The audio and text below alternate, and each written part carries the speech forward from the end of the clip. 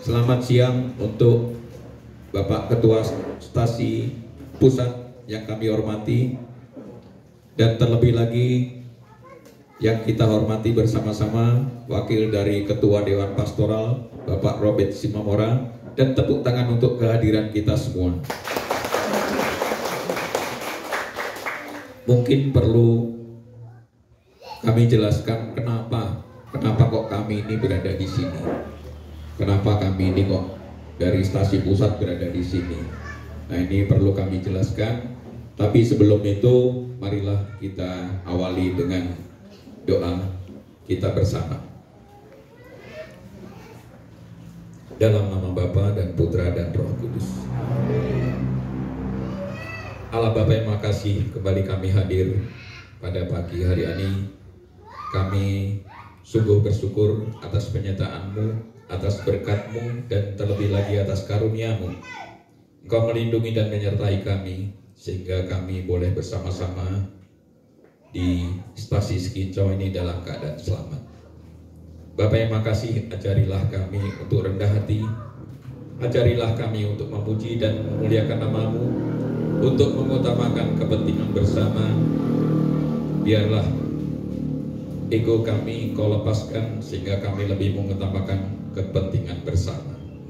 Sebentar lagi kami akan mendengarkan apa yang akan disampaikan oleh pengurus Paroki Santo Theodorus ini, khususnya di Stasi Skincau dan juga keikutsertaan Stasi Mayus, Stasi Sidomakmur, dan juga Sumberjaya.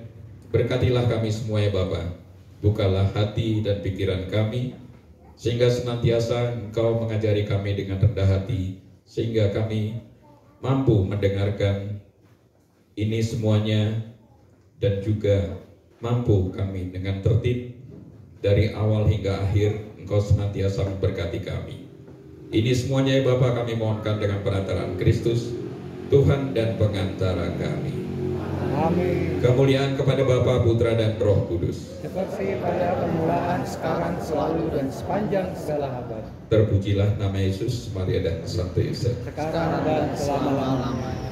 Dalam nama Bapa, Putra dan Roh Kudus. Amin. Nah, Bapak Ibu, seperti saya katakan di awal tadi, kenapa kok kami pengurus dari Stasi Pusat ini kok ke sini? Jadi yang pertama seperti yang tampak di depan, tampak di layar, kita belajar. Yang pertama adalah belajar rendah hati. Yang kedua belajar mau melayani. Dan yang terakhir adalah belajar taat. Kenapa kita masih belajar? Sama, kita semua masih belajar, belum sempurna. Kalau kata Bapak Paus kita, tidak ada manusia yang sempurna. Tidak ada istri yang sempurna, tidak ada suami yang sempurna, tidak ada anak-anak yang sempurna. Itu kata Bapak Paus kita. Nah, kita sama-sama belajar. Di sini dalam Matius, anak manusia datang bukan untuk dilayani, melainkan untuk melayani, dan untuk memberikan nyawanya menjadi tebusan bagi banyak orang. Yang kedua, Allah menentang orang yang congkak, tetapi mengasihani orang yang rendah hati. Apalagi orang yang menggerutu, kerjaannya terus tiap hari itu menggerutu, protes, menggerutu. Ini tidak masuk dalam ayat ini. Ya, kita belajar rendah hati, mau melayani, dan taat. Sama-sama belajar kita. Next. Nah, Bapak, Ibu yang makasih, Tuhan Yesus sudah mengajarkan kepada kita dengan orang yang paling sangat rendah. Tuhan Yesus mengajari kita, mengajari apa itu? Membersihkan kaki orang lain. Tuhan Yesus saja mengajari seperti ini. Ya. Di sini, tahukah kamu? Ini sabda Tuhan Yesus. Tahukah kamu apa yang telah aku lakukan kepadamu? Jika aku meskipun tuan dan guru membasuh kakimu, kamu juga wajib saling membasuh kaki. Karena aku menetapkan pola bagimu, agar sebagaimana yang telah kulakukan kepadamu, kamu harus melakukannya juga. Silakan duduk yang baru datang. Ya, Masih ada kursi. Ya, ya, saya lanjutkan. Ya, kita kembali ke depan. Jadi Bapak Ibu, sekali lagi, ya kita perhatikan depan lagi. Tuhan Yesus mengajari kita untuk belajar rendah hati. Teladan kita adalah Tuhan Yesus sendiri. Berikutnya. Nah, ini juga teladan bagi kita semua. Kata para orang-orang yang sudah mengalami pengalaman yang luar biasa. Jadi kalau kita banyak masalah, kita sedang stres, ini gunakan kata-kata ini. Sesungguhnya aku ini adalah hamba Tuhan. Jadilah padaku menurut perkataan. Jadi kita pasrahkan semuanya kepada Tuhan sendiri. Kita banyak masalah, mungkin terhimpit utang, terhimpit masalah dengan keluarga, serahkan semuanya, biar Tuhan sendiri yang mengatur. Next. Nah, wakil Tuhan Yesus sekarang ini siapa? Siapa itu? Ya, Paus Fransiskus. Bapak Ibu mungkin baru dengar sekali ini. Rupanya Bapak Paus kita ini, Paus Fransiskus adalah Paus yang ke-266. Bisa kita bayangkan agama Katolik itu bagaimana? Paus saja sudah pimpinan gereja Katolik tertinggi, sudah yang ke-266. Padahal satu orang paus itu seumur hidup, kalau nggak sakit nggak akan pensiun. Ini paus ini ya, kalau saya boleh cerita, paus ini waktu remaja dia kena infeksi paru-paru. Paus ini waktu remaja kena infeksi paru-paru. Nah, akhirnya karena daripada infeksinya itu menyebar, oleh dokter lalu diputuskan diambillah paru-parunya satu supaya nggak menyebar. Paru-paru kita dua, satunya terinfeksi supaya nggak menyebar, paru-parunya paus ini diambil satu. Nah, kemudian terus dia tumbuh, akhirnya sembuh sehingga menjadi romo, dari romo menjadi uskup, kemudian terpilihlah pada tahun 2013, tepatnya tanggal 13 Maret 2013, romo Bapak Uskup tersebut menjadi Bapak Paus kita yang ke-266. Kalau satu orang paus ini sudah 20 tahun, sekarang menjabat sebagai paus sudah 20 tahun. Usianya berapa? Tahun 36 lahir, berarti sekarang usianya berapa? 87. Sekarang kadang-kadang pakai kursi roda, kalau sudah lelah kakinya pakai kursi roda. Tapi Bapak Ibu, beliau memberikan teladan kepada kita. Tahun ini kemarin dia pergi ke Irak. Dengan kondisi seperti itu masih mampu pergi ke Irak. Irak adalah negara seperti apa? Tidak perlu saya jelaskan. Nah, begitu sampai di Irak, mungkin Bapak Ibu pernah dengar kota Niniwe. Kota Niniwe itu ada di Alkitab. Nah, ini kalau kita mengikuti BKSN, Niniwe itu jumlah penduduknya saat itu 120.000 orang. Zaman dulu, ratusan tahun yang lalu, mungkin ribuan tahun yang lalu ya. Jumlah kotanya 120.000 orang. Nah, paus tersebut pergi ke Irak mau mengunjungi kota Niniwe. Sekarang sudah runtuh, sudah berubah namanya bukan Niniwe. Nah, dari situ umat-umat kita yang Katolik bermunculan. Begitu paus datang, umat kita yang Katolik bermunculan. Nah, sekarang baru tahu bahwa rupanya di Irak juga banyak umat kita. Nah, Bapak Ibu, ini bisa kita lihat usia 87 tahun masih keliling dunia dengan kondisi kakinya kadang-kadang nggak kuat pakai kursi roda. Apakah kita yang masih mampu ini nggak mau? berjalan-jalan, bepergian. Contohnya saja, belum lama ini kan tahun ini ya, romo kita pemberkatan rumah tahun ini atau tahun kemarin? Ya, tahun kemarin. Terima kasih Bapak Ibu masih ingat. Mungkin saya sudah tua, sudah lupa. Apalagi dengan Pak Nardi, itu lebih tua dari saya. Ya, Bapak Ibu, jadi contohnya saja, romo memberkati dari rumah ke rumah. Ada 100 berapa rumah? Ya, nah 140 rumah di seluruh paroki. Ke 7 stasi keliling rumah. Lalu saya melihatnya kasihan. Saya ajak kawan, ikut romo, ayo ikut romo. Kalau romo nggak akan ngajak, romo nggak akan mengajak. Nah ini, romo nggak akan mengajak. Akhirnya saya berangkat. Bahkan saya sampai ke ujung. Ada yang dari Sumberjaya nih. Belum ada. Saya sampai Ciptalaga, sangat keliling. Sampai Ciptalaga. Jadi ikut romo kemanapun. Ke tempat Pak Situmorang ikut. Bahkan sampai mobilnya goyang-goyang. Mungkin kalau bannya nggak kencang, bannya lepas itu tak semua. Nah, ini. Bisa saya bayangkan Pak Situmorang hari Minggu rajin ke sini. Ini luar biasa. Tepuk tangan untuk Pak Situmorang.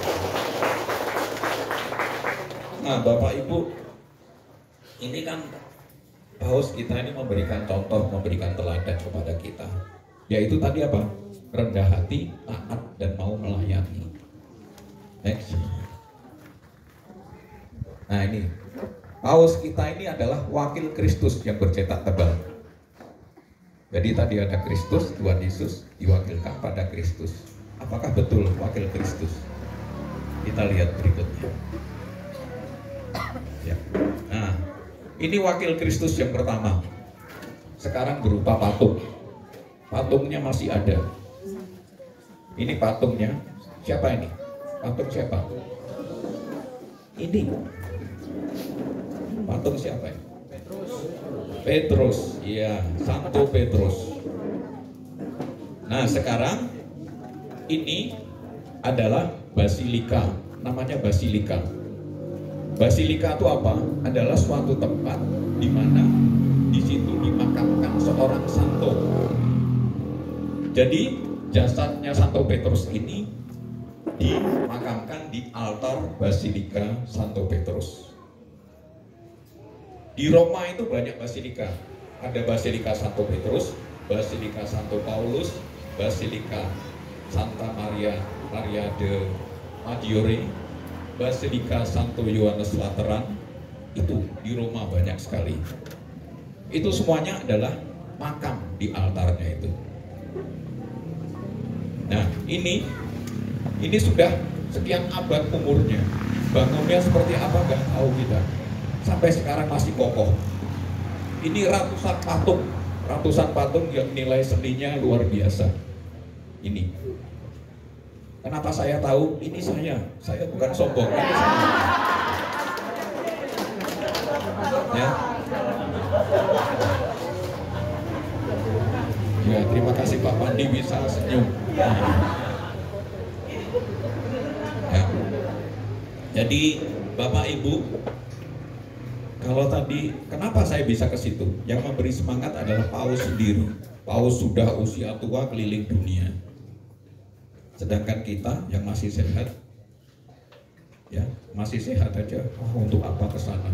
Mendingan saya untuk model. Nah, ini mungkin untuk model buka toko lebih besar. Ya.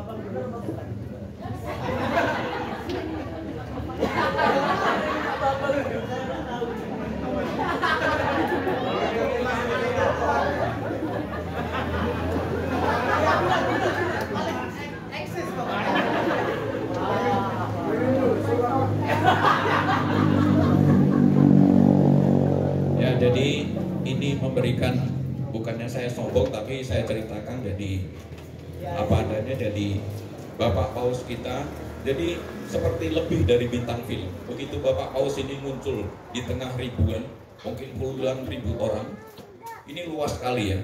Berapa kali lapangan bola, jadi luas sekali. Jadi seperti lebih dari artis. Banyak sekali orang histeris menjerit. Jadi begitu Bapak Paus muncul. Nah ini kalau kita ke sana nggak setiap kali Bapak Paus itu bisa muncul. Kadang-kadang rezeki kita. Kadang-kadang Bapak Paus cuma muncul di balkon ini, di balkon saja. Tapi pas kebetulan kalau kita hari Rabu ke sana, maka Bapak Paus akan turun keliling. Nah saya pas hari Rabu. Nah ini, jadi pakai tiket, lalu kita tasnya itu diperiksa oleh senjata lengkap para tentara Italia ya. Kita diperiksa. Ya. Berikutnya. Nah, di bawah paus ini ada yang disebut dengan kardinal. Kardinal kita selama kita merdeka baru ada 3. Ini kardinal pertama, kedua, dan ini sekarang. Nah, kardinal yang paling kanan siapa namanya?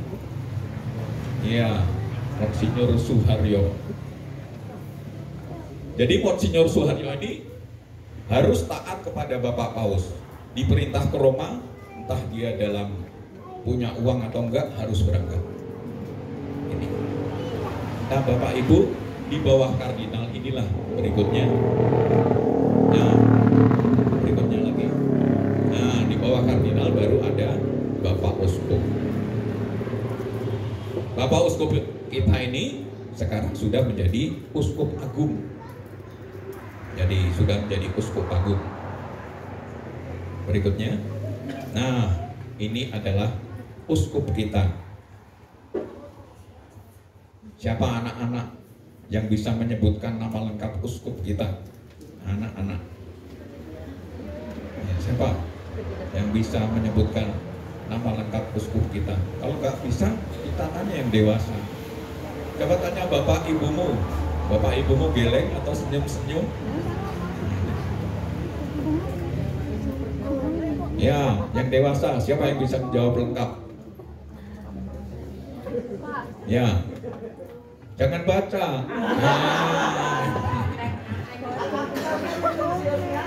Ya, ya, Monsinyur Vincentius, nama baptisnya Vincentius Setiawan Triatmojo. Ya, Setiawan Triatmojo. Nah, Bapak Ibu, apa yang mau saya jelaskan? Ini gambar sebelah kanan. Jadi di bawah, di atas para romo adalah Bapak Uskup. Begitu Bapak Uskup ini ditahbiskan, maka para romo harus berlutut lalu mencium cincin Bapak Uskup. Di sini ada cincinnya. Ini kaul ketaatan namanya, kaul ketaatan. Jadi Bapak Uskup memerintahkan seperti itu. Itu bukan perintah tapi semuanya. Begitu dari Paus juga begitu. Tadi saya katakan Bapak Kardinal Suharyo tadi diperintah ke Roma, berangkat ya karena taat. Begitu juga ini, Bapak Uskup memerintahkan Romo Didit, kamu ke Karang. Romo Didit punya uang atau enggak misalnya, mungkin pinjam Pak Robert uangnya, Pak Robert minta untuk beli solar. Nah ini langsung harus berangkat. Nah Bapak Ibu, kita lanjut ini semuanya ratusan romo berlutut lalu mencium.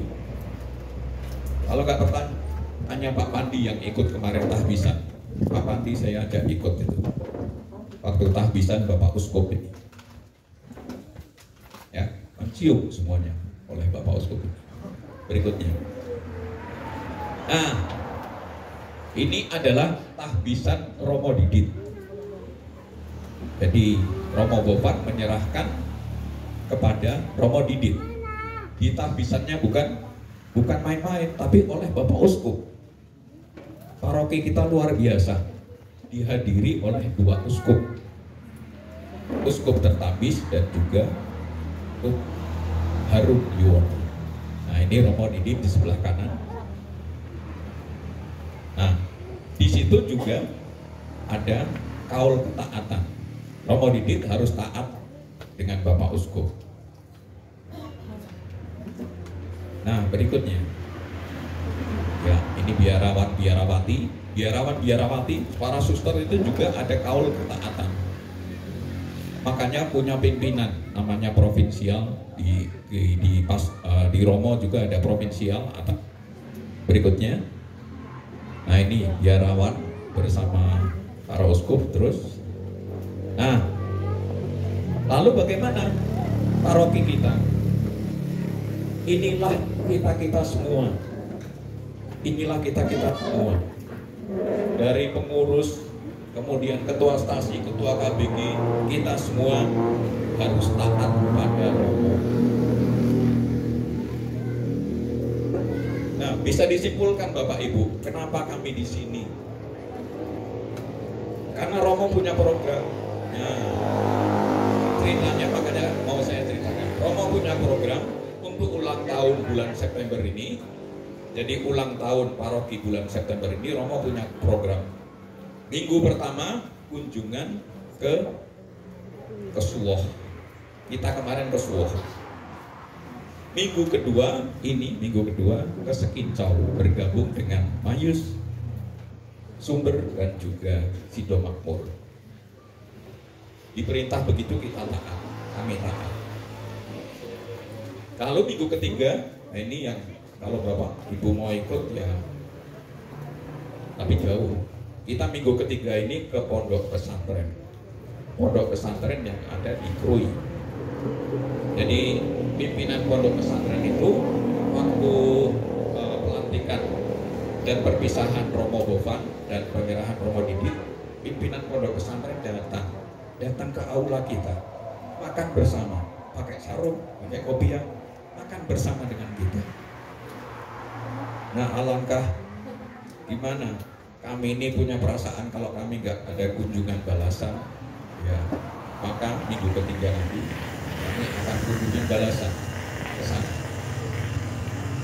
Ini sudah kami hubungi dan beliau pimpinan pondok pesantren itu menyebut saya, ini Pak Anto, ini pendeta, menyebutnya pendeta. Jadi saya punya jabatan pendeta. Ini pesan pada Pak Anto kemarin pimpinan yaitu panggilannya Gus Fat, pimpinan pondok pesantren. Jangan lupa pendeta Bambang di bawah. Nah, itulah Bapak Ibu, saya jelaskan seperti ini supaya kita semua tahu kenapa kami berada di sini. Jadi program Romo tadi minggu pertama kunjungan ke Suwoh, minggu kedua ke Sekincau, minggu ketiga pondok pesantren. Lalu apa minggu keempat? Minggu keempat kita semua diundang. Minggu keempat kita semua diundang yaitu ke Liwa. Ada pertandingan olahraga voli, badminton, kemudian lomba mewarnai, kemudian lomba membaca Alkitab tapi dibuat seperti drama. Lomba membaca kitab suci dibuat seperti drama. Pada suatu hari Nabi Yunus dibuang ke laut, kemudian dimakan oleh ikan paus. Nah, ini seperti cerita begitu. Kemudian oleh ikan paus dibuang. Jadi kalau tukang dramatisasinya pinter, dia akan begitu dibuang. Nabi Yunus dibuang ke laut, dia akan wah, sambil begitu. Lalu dengan gayanya, nah ini perlu latihan. Jadi itu dramatisasi. Nah, ini semuanya adalah program Romo, kita yang menjalankan. Makanya tadi Pak Pandi, ya Pak Pandi pernah bertanya kok rapatnya ini di stasi pusat banyak berkali-kali. Nah, itu kami juga. Romo ingin gini, kita laksanakan. Romo ingin begini lagi, kita laksanakan. Nah, kalau kita nggak ada rendah hati, nggak ada taat, nggak mau lagi ke gereja, nggak mau lagi giat, mungkin seperti itu.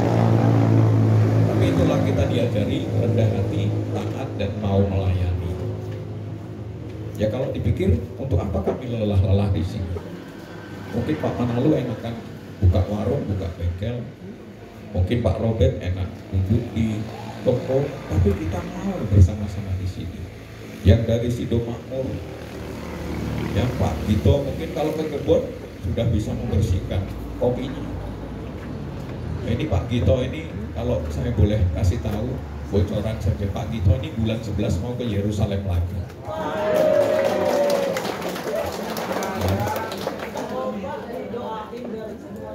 Ya, jadi ini yang ketiga kali Pak Gito ke Yerusalem.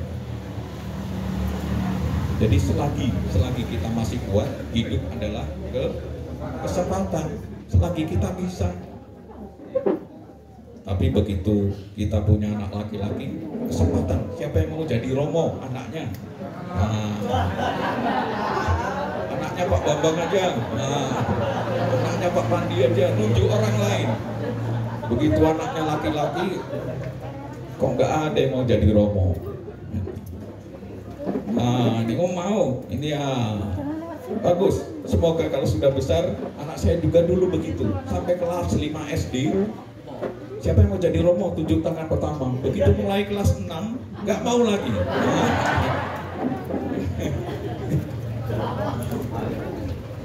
Jadi itulah Pak Pandi kenapa kami rapatnya berkali-kali seperti itu. Jadi kami akhirnya kembali kepada kaul ketaatan tadi. Mau melayani, taat, ya sudah, keinginannya Romo begini kita laksanakan.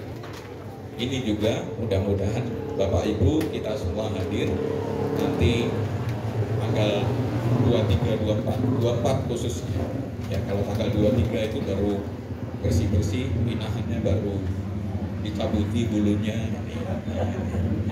baru mau dipotong, kalau nggak lepas lagi dia pinahannya. Nah, gitu. Mungkin dari saya sampai di sini. Untuk penjelasan lomba-lombanya apa saja, ini nanti akan dijelaskan rekan-rekan kami. Jadi kebetulan inilah kita kalau punya rekan-rekan yang mau bekerja, mau melayani, ya semuanya sudah terbagi. Jadi silakan Pak Arko atau Pak Antok dulu. Ya Pak Arko. Ya. Mohon izin, Pak Robert, Bapak Ibu untuk menyampaikan beberapa hal mewakili dari Depas.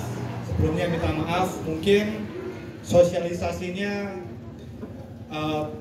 belum berjalan dengan yang diharapkan. Tapi paling tidak ini juga salah satu bagian dari sosialisasi tersebut. Walaupun juga mungkin dianggap ya terlambat lah. Tapi masih ada 2 minggu lagi.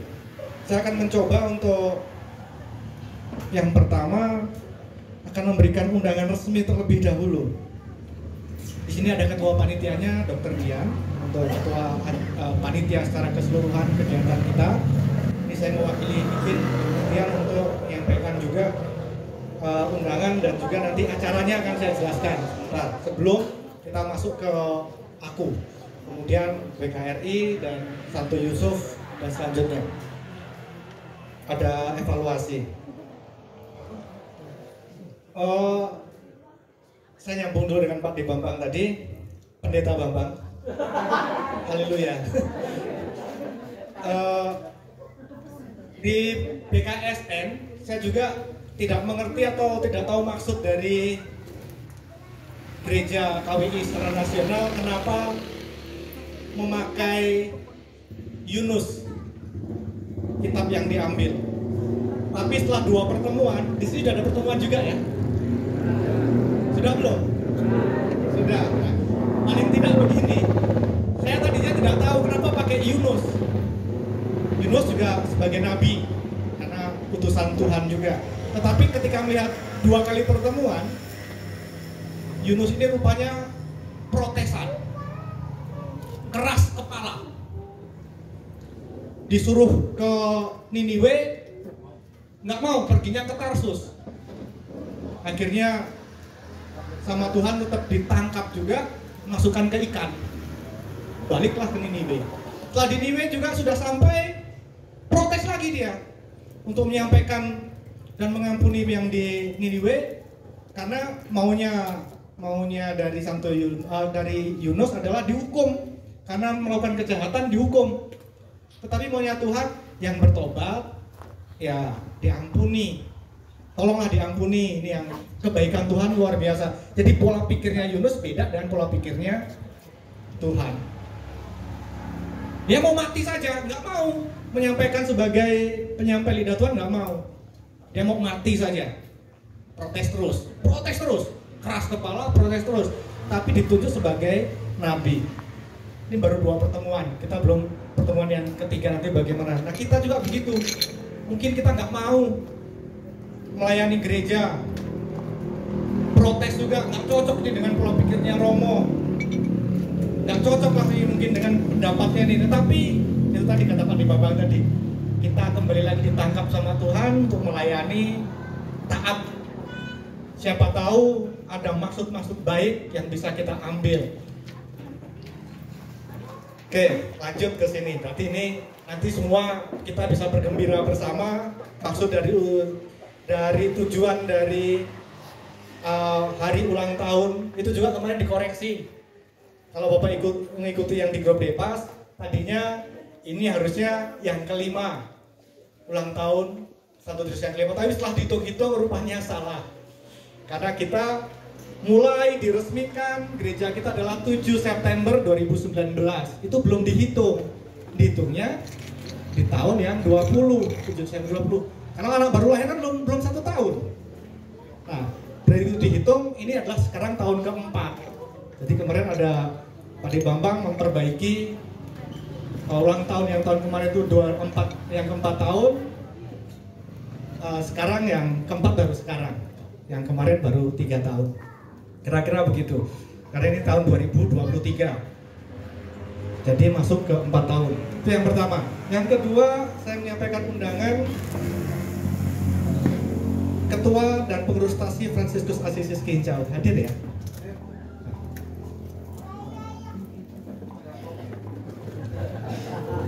Masa Pak Ketuanya nggak hadir?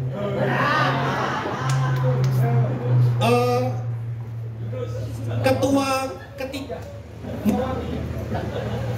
Jadi pertanyaan Pak Pandi, ketuanya masa nggak hadir?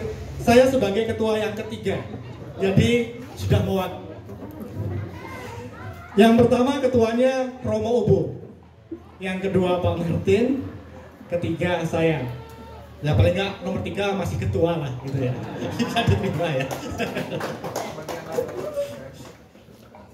Ini untuk Bu Rinces ada untuk menjadi juri, nanti membantu menjadi juri membaca kitab suci atau dramatisasi kitab suci.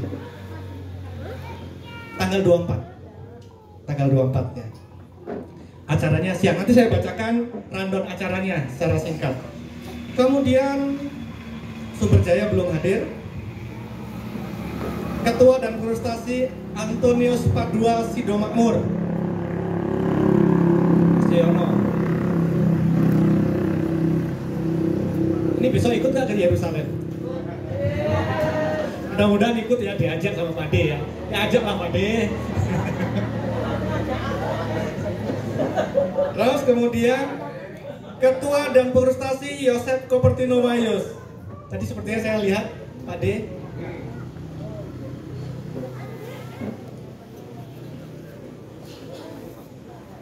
Terima kasih. Saya akan membacakan acaranya secara umum, rundown acara.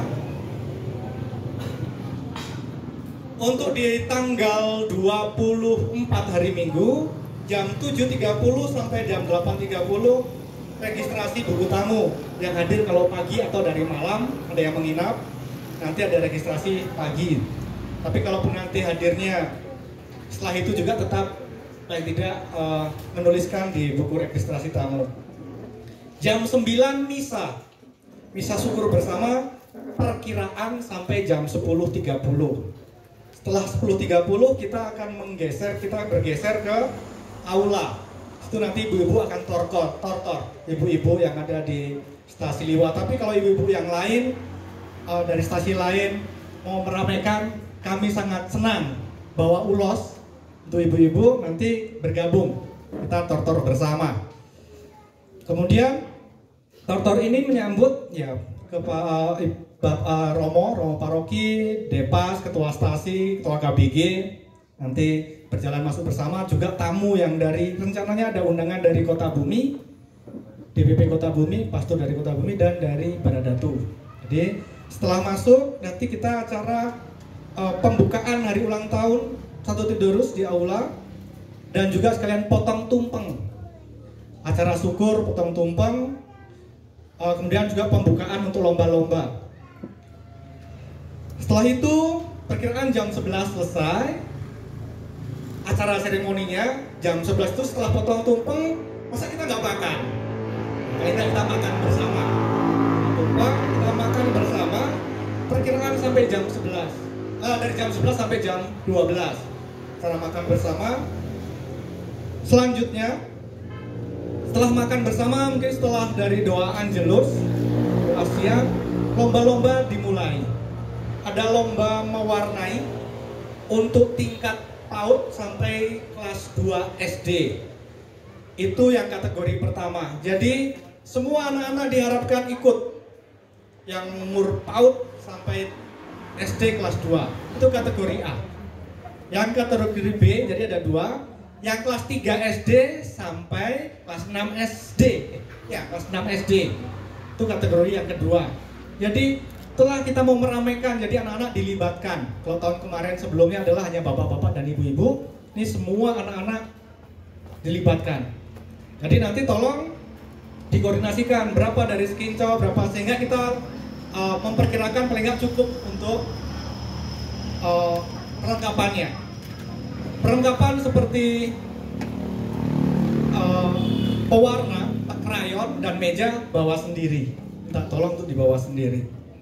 Kemudian untuk yang OMK,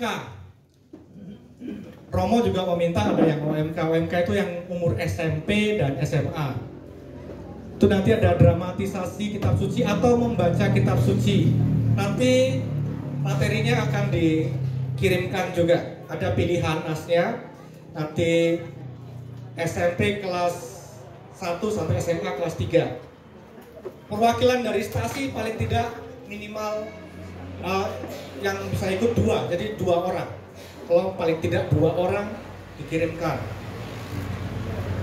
Setelah itu ada juga lomba bulu tangkis 1 pasang. Bisa putra-putra, putra-putri, atau putri-putri. Yang penting ada, kita bergembira bersama. Termasuk kemudian juga lomba voli. Lomba voli juga kita juga bergembira bersama. Minimal 6. Bisa bapak-bapak semua, bisa bapak-bapak dan ibu-ibu, bisa ibu-ibu semua juga boleh. Jadi yang penting satu grup itu intinya kita ya bergembira bersama lah. Itu perkiraan selesai sampai jam 4. Kemudian pengumuman, kita pembagian hadiah sekitar jam 4:30 kita baru selesai semua. Terus kemudian ada beberapa hal yang perlu disiapkan oleh stasi. Ini nanti akan di-share juga oleh Dr. Dian atau panitia di Depas. Saya sampaikan sekalian Pak Bambang. Yang pertama, umat yang akan hadir di misalnya yang menginap di tanggal 23 hari Sabtu, jika ada yang akan menginap, tolong juga dikoordinasikan dengan panitia yang ada di Liwa, biar kita juga bisa menyiapkan untuk tempat penginapan dan juga untuk makan malam dan sarapan paginya. Terus yang nomor 2, juga disampaikan kira-kira dari stasi itu ada berapa orang yang akan hadir, sehingga juga paling tidak kita bisa memudahkan untuk koordinasi. Jadi jumlah umat yang akan hadir nanti disampaikan berapa orang kira-kira dengan jumlah anak-anaknya sekalian. Yang nomor 3, setiap stasi akan diminta membawa persembahan saat misa tanggal 24 September. Jenis persembahannya disesuaikan dengan keputusan masing-masing stasi. Jika persembahan dalam bentuk barang dengan ukuran yang besar atau berat, maka saat persembahan ke altar dapat membawa simbolis saja. Jadi misalnya sumbangan berasnya 30 kilo, tidak usah dibungkus 30 kilo yang dibawa ke altar, terlalu berat. Jadi mungkin simbolisnya yang ke altar 1 kilo atau 3 kilo, sedikit saja, tapi nanti yang yang lebihnya baru diserahkan ke sekretariat. Kemudian selanjutnya masih stasi diharapkan menyiapkan petugas yang akan mengantar persembahan ke depan altar dan bingkisannya. Jadi masing-masing stasi yang menyerahkan adalah dari masing-masing stasi disiapkan. Nomor 4, apakah ada utusan stasi yang akan mengikuti lomba? Untuk lomba membaca kitab suci atau dramatisasi kitab suci, maksudnya adalah nanti ada nas atau ada kitab suci bacaan yang dibagikan, ada 8 pilihan akan dikirimkan. Kemudian peserta nanti akan mencoba membaca, mencoba menghafal, kemudian menceritakan kembali seperti monolog atau didramatisasikan seperti yang dijelaskan Pak Bambang tadi. Kalaupun memang tidak hafal betul, bisalah pakai kisi-kisi, ada dibuatkan catatannya lah, bisa seperti itu. Kalau memang tidak terlalu hafal, bisa dibuat catatan, kemudian bisa ada improvisasi dan juga menceritakan kembali. Itu maksudnya seperti itu. Kriterianya peserta 2 orang setiap stasi, usia SMP sampai SMA. Kemudian nanti juga tolong disampaikan, didaftarkan kepada situ, nanti ada kontak personnya, penanggung jawabnya Pak Anto. Nanti ada kontaknya, langsung hubungi ke Pak Anto yang ikut lomba membacakan kitab suci, cerita atau dramatisasi kitab suci.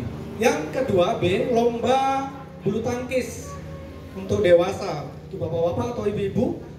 Satu stasi kirim 1 pasang, bisa itu tadi bapak-bapak boleh, bapak ibu boleh, ibu-ibu boleh. Yang penting adalah 1 pasang. Liwa 2, mohon tidak iri. Karena KBG-nya 4, tapi paling tidak 1 sebenarnya wakil dari KBG, yang 1 jatahnya Romo. Romo mau berpasangan dengan Romo boleh, Romo dengan yang lain boleh. Itu maksudnya 2 pasang. Jadi kita memberikan juga Romo ikut serta dalam pertandingan. Apakah nanti Romo Obo dengan Romo Didit berpasangan di situ atau Romo Didit dengan pasangan yang lain, tapi kita memberikan 1 pasang untuk Romo. Nanti tolong diinformasikan pasangannya namanya siapa, 1 pasang yang untuk lomba. Kemudian hubungi penanggung jawabnya adalah Pak Manalu. Lewat WA Pak Manalu, nanti nomornya ada di situ. Yang lomba ketiga, lomba mewarnai, kategori A PAUD sampai kelas 2 SD, nanti menghubungi Bu Dewi. Nanti kita siapkan gambarnya di sana. Kami panitia menyiapkan gambarnya 1 folio, bukan folio ya, apa yang F4. Ukuran F4 itu ukuran 21 cm kali 33 cm. Itu nanti tolong untuk anak-anak, kalau untuk latihan penuh gambarnya, pakai krayon penuh. Walaupun warna putih itu diwarnai, pakai krayon yang warna putih, tidak dibolongkan saja. Itu contoh seperti itu. Kira-kira gambar itu nanti penuh, nanti untuk nama dibaliknya, namanya dibalik. Sama yang SD, yang kelas 3 sampai kelas 6 juga sama. Ukurannya ukuran F4, ukuran 21 cm kali 33 cm. Itu juga nanti penuh, diwarnai semua, pakai krayon. Kalau pakai pensil warna gimana? Boleh, boleh. Tetapi juri itu lebih suka menggunakan krayon karena warnanya lebih keluar. Sama-sama bagus, pasti akan pilih krayon. Ini itu bocoran saja sekalian karena jurinya saya, jadi saya akan buka sekalian. Terus untuk hadiahnya, kita akan ambil hadiah 1 sampai 10 setiap kategori. Jadi yang kategori A 10 orang, anak, yang kategori B juga 10. Kenapa 10? Biar yang bergembira banyak, yang mendapatkan hadiahnya banyak. Walaupun hadiahnya juga, ya paling tidak nanti semuanya akan mendapatkan bingkisan kecil Dan juga yang juara akan dapat tambahan bingkisan. Kemudian untuk mungkin bukan yang paling penting adalah bergembira bersama itu tadi, bergembira bersama. Nanti diinformasikan PJ-nya yang untuk kategori A yang PAUD sampai SD nanti menghubungi Bu Dewi, nomornya ada tercantum, dan untuk kelas 3 sampai 6 SD menghubungi Ibu Suprihatin. Nanti nomornya juga akan tertera. Yang keempat, lomba yang keempat adalah lomba bola voli. Nanti menghubungi Bapak Dedi. Hubungi Pak Dedi, nomornya akan tertulis. Kriteria satu tim berisi 6 orang. Cadangan pemain maksimal 6 orang. Jadi bisa didaftarkan satu tim bisa 6 sampai 12 orang. Bisa ibu-ibu dan bapak-bapak, bisa atau putra dan putri bisa bercampur dalam satu tim.